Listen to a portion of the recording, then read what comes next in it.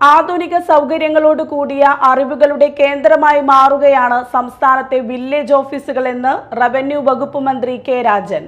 Smart village ഓഫീസുകളുടെ സംസ്ഥാനതല നിർമ്മാണോദ്ഘാടനം നിർവഹിച്ച് സംസാരിക്കുകയായിരുന്നു മന്ത്രി.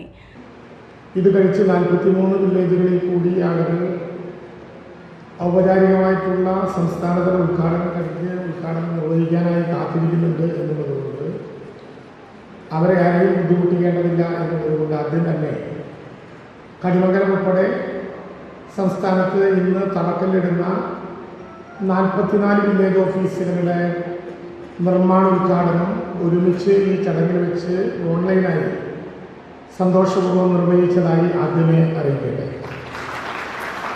50 ലക്ഷം രൂപ ചെലവഴിച്ചുകൊണ്ട് റവന്യൂവിൻ്റെ വില്ലേജ് ഓഫീസുകൾ ഏറ്റവും പുതിയ മോഡലിൽ സ്മാർട്ട് വില്ലേജ് ഓഫീസുകളായി മാറ്റാൻ വേണ്ടിയാണ് ഇന്ന് 44 വില്ലേജ് ഓഫീസുകളുടെ കൂടി തറക്കല്ലിടൽ ഇവിടെ വെച്ച് നടക്കുന്നത്. ഏതാണ്ട് 700ഓളം വില്ലേജുകൾ ഇപ്പോൾ സ്മാർട്ട് പദവിയിലേക്ക് എത്തിക്കഴിഞ്ഞു.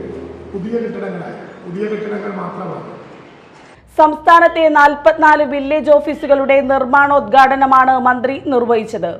നെടുപുഴ ഗവൺമെന്റ് വിമൻസ് പോളിടെക്നിക് ഓഡിറ്റോറിയത്തിൽ നടന്ന ചടങ്ങിൽ ജില്ലാ കലക്ടർ അർജുൻ പാണ്ഡ്യൻ അധ്യക്ഷത വഹിച്ചു.